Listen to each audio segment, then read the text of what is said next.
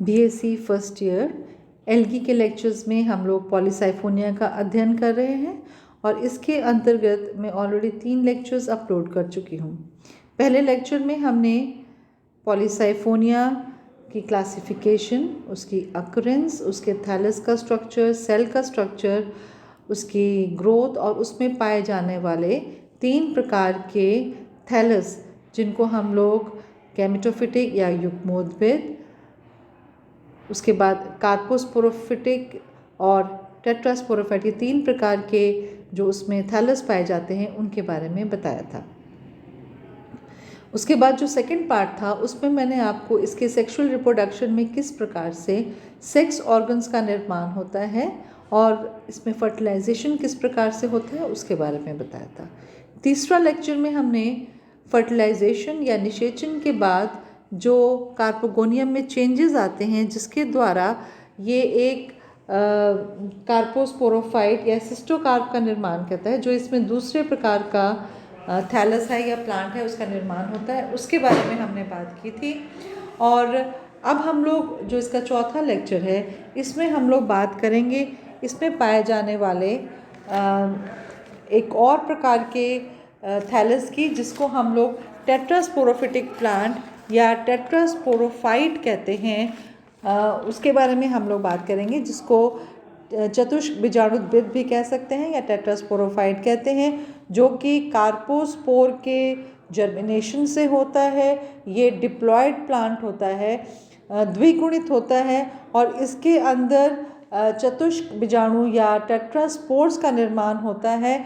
और ये टेट्रास्पोर्स जो हैं इनके जर्मिनेशन से फिर हैप्लॉयड प्लांट का निर्माण होता है।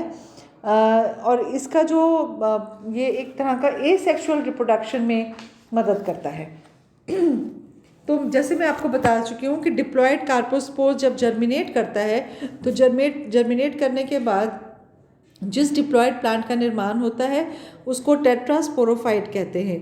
ये जो टेट्रास्पोरोफिटिक प्लांट है वो देखने में हूबहू गैमेटोफिटिक प्लांट के समान ही होता है, आकारकी में इसमें कोई अंतर नहीं होता है। इसके अंदर भी ये पॉलीसाइफनस होता है। सेंटर में सेंट्रल साइफन या केंद्रीय साइफन होता है जिसके चारों तरफ पेरिफेरल या परिकेंद्रीय साइफन पाए जाते हैं और जो थैलस जो है वो ब्रांच्ड होता है। टेट्रास्पोरोफाइट जो होता है ये भी फ्री लिविंग डिप्लॉयड प्लांट है और इस टेट्रास्पोरोफाइट के ऊपर जो है वो इसके पेरीसेंट्रल कुछ छोटे साइज़ के परिकेंद्रीय सेल्स होते हैं। जो छोटे साइज़ वाले परिकेंद्रीय सेल या पेरीसेंट्रल सेल होते हैं उनमें डिवीज़न होती है, जिसकी वजह से उसमें वर्टिकल डिवीज़न की वजह से बाहर की तरफ और अंदर की तरफ 2 कोशिकाएं का निर्माण होता है। जो बाहरी कोशिका होती है उसको कवर सेल कहते हैं और जो अंदर वाली कोशिका होती है उसको स्पोरेंजियल मदर सेल या बीजाणुधानी मात्र कोशिका कहा जाता है। तो आवरण कोशिका और बीजाणुधानी मात्र कोशिका का उस डिवीज़न से निर्माण हो जाता है। जो कवर सेल होती है कई बार उसमें पुनः विभाजन हो जाता है जिसकी वजह से 2 या उससे अधिक कवर सेल या आवरण कोशिकाओं का निर्माण हो जाता है।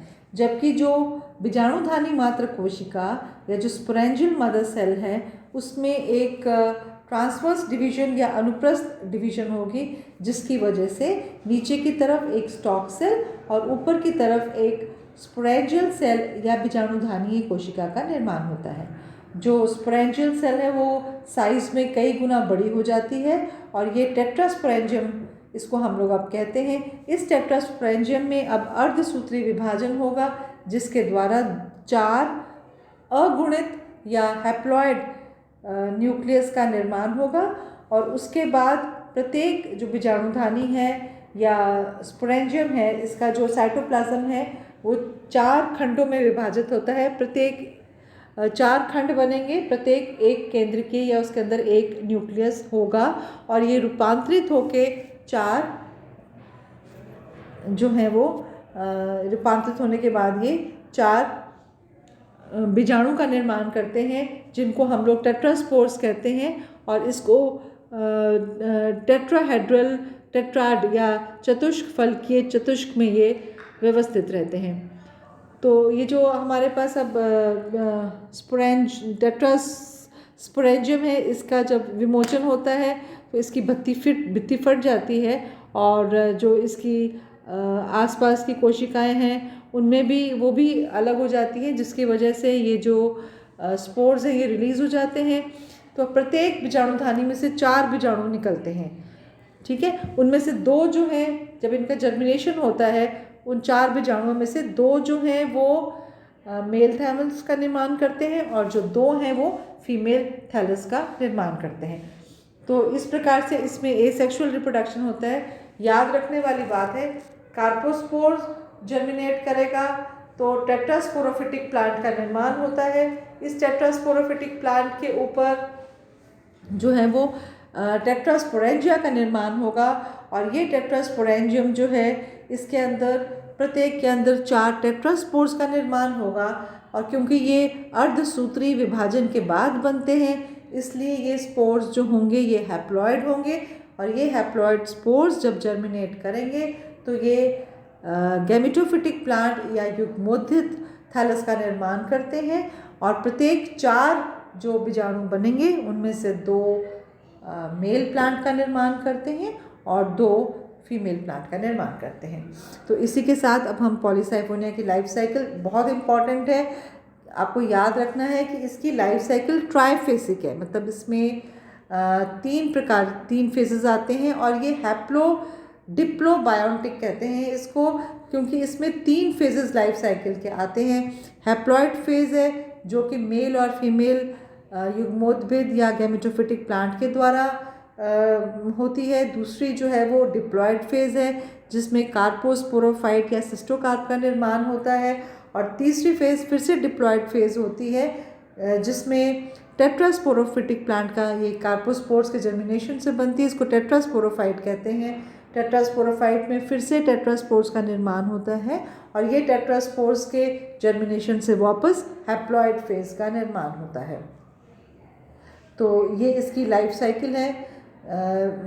ये हैप्लॉइड फेज जैसे मैंने आपको बता दिया, हैप्लॉइड फेज जो है वो गैमेटोफाइट के द्वारा होती है रिप्रेजेंटेड। मेल जो गैमेटोफाइट है वो स्पर्मेटिया का निर्माण करता है जो कि नॉन मोटाइल होते हैं। फीमेल गैमेटोफाइट में फीमेल गैमेट का निर्माण होता है। मेल और फीमेल सेक्स ऑर्गन्स डिवाइड करके और डिप्लॉइड जाइगोट का निर्माण करते हैं। जो दूसरी फेज है वो कार्पोस्पोरोफाइट के द्वारा रिप्रेजेंटेड है। इसमें जो जाइगोट है उसमें पोस्ट फर्टिलाइजेशन या निषेचन के बाद जो क्रियाएं होती हैं जिसके द्वारा गोनिमोब्लास्ट इनिशियल्स का निर्माण होता है, कार्पोस्पोरेंजियम का निर्माण होता है, डिप्लॉइड कार्पोस्पोर्स का निर्माण होता है जो कि जिसके नीचे प्लेसेंटल सेल्स पाए जाते हैं और ये पूरी की पूरी संरचना एक 2 लेयर के दो आवरण वाली पेरिकार्प से ढकी होती है। इस संरचना को हम लोग क्या कहते हैं, सिस्टोकार्प या कार्पोस्पोरोफाइट। और ये कार्पोस्पोरोफाइटिक फेज जो होती है ये फीमेल गैमेटोफिटिक प्लांट के ऊपर डिपेंडेंट होती है। अब ये जो कार्पोस्पोर्स हैं ये जब डिवाइड करेंगे तो सेकंड डिप्लॉइड फेज है वो आती है। इसमें टेट्रास्पोरोफाइट का निर्माण होता है। डिप्लॉइड जो कार्पोस्पोर्स होते हैं डिप्लॉइड टेट्रास्पोरोफिटिक प्लांट का निर्माण करते हैं। ये मैं आपको पहले बता चुकी हूँ फ्री लिविंग प्लांट है, देखने में बिल्कुल मेल प्लांट जो गैमेटोफिटिक प्लांट है उसके समान है। और जो डिप्लॉइड टेट्रास्पोरोफाइट है इसके ऊपर टेट्रास्पोरेंजियम का निर्माण होता है जिसमें मियोसिस या अर्धसूत्री विभाजन के बाद 4 हैप्लॉइड टेट्रास्पोर्स का निर्माण होता है। और ये टेट्रास्पोर्स जब जर्मिनेट करते हैं तो वापस हैप्लॉइड गैमेटोफिटिक प्लांट का निर्माण होता है। तो इस प्रकार से पॉलीसाइना की लाइफ साइकिल काफ़ी इंटरेस्टिंग है। इसमें एक हैप्लॉइड फेज है जो कि गैमेटोफिटिक प्लांट के द्वारा रिप्रेजेंटेड है और 2 इसमें डिप्लॉइड फेज है जो कि सिस्टोकार्प या कार्पोस्पोरोफाइट और टेट्रास्पोरोफाइट के द्वारा रिप्रेजेंटेड है। इसीलिए इसकी लाइफ साइकिल को ट्राइफेसिक और डिप्लोबायोटिक कहा जाता है। तो इसी के साथ ही पॉलीसाइफोनिया जो है ये भी हमने समाप्त कर लिया है। एल्गी के सभी मेंबर्स हम लोग पढ़ चुके हैं। Thank you, stay tuned. आगे हम ब्रायोफाइट के लेक्चर्स के बारे में बात करेंगे।